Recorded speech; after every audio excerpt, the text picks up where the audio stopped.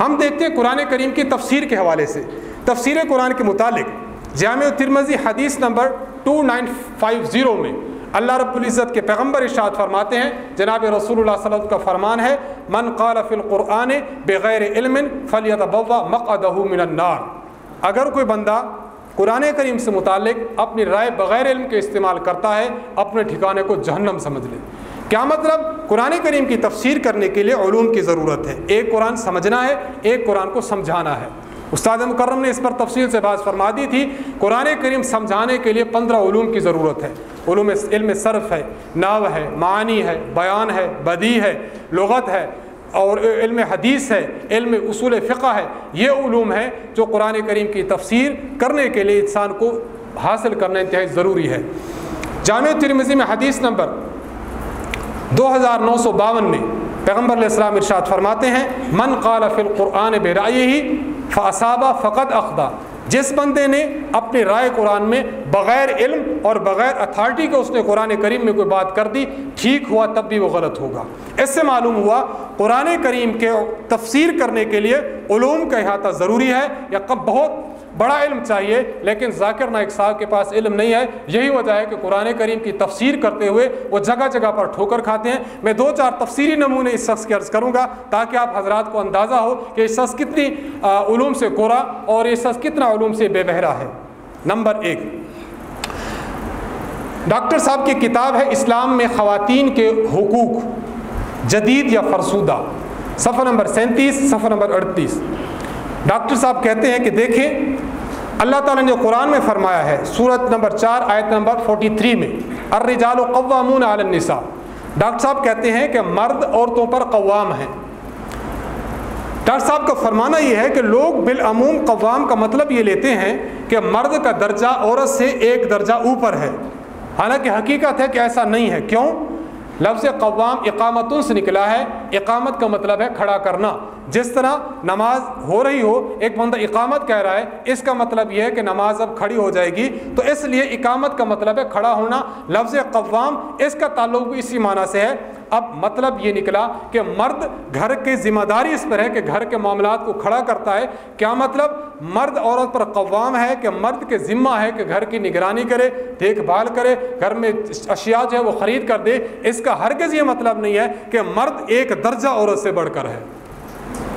اس کا کیا مطلب نکلا؟ یہ دراصل مغرب کی اس سوچ کو تقویت پہنچانا ہے کہ مرد اور عورت دونوں مقام کے اعتبار سے برابر ہیں، مرد کا عورت پر کسی قسم کا فضیلت اور درجہ نہیں ہے۔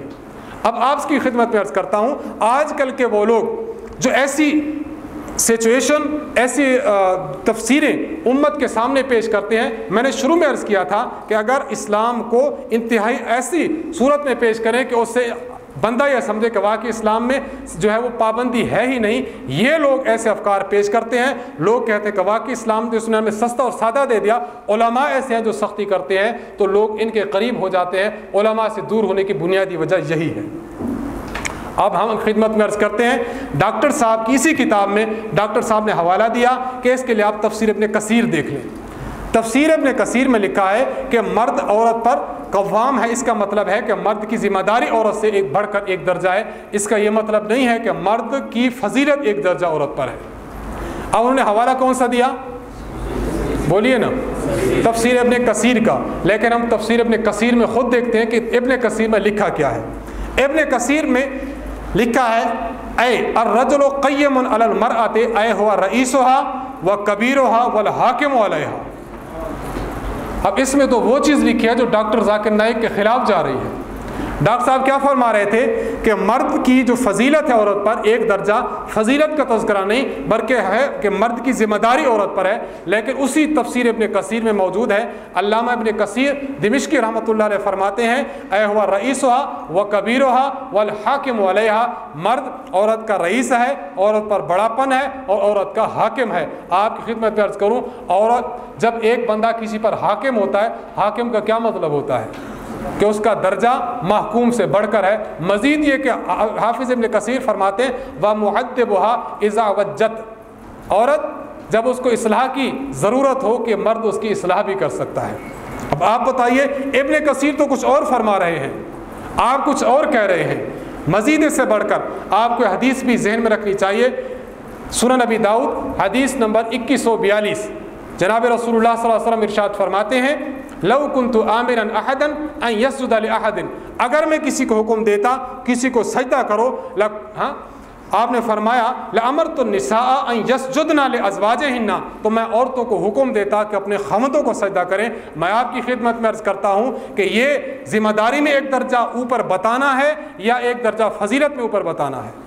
یہ تو حضور علیہ السلام صراطاً فضیلت بتا رہے ہیں، تو جب پیغمبر علیہ الصلوۃ والسلام نے فضیلت بیان فرمائی، جس تفسیر کا حوالہ آپ نے دیا وہ بھی فضیلت کے قائل ہیں، تو آپ کا یہ کہہ دینا کہ اس میں ذمہ داری کا تذکرہ ہے، فضیلت کا تذکرہ نہیں ہے، اس کا مطلب یہ ہے نہ ابن کثیر آپ کے ساتھ ہے اور نہ ابو داؤد کی حدیث آپ کے ساتھ ہے۔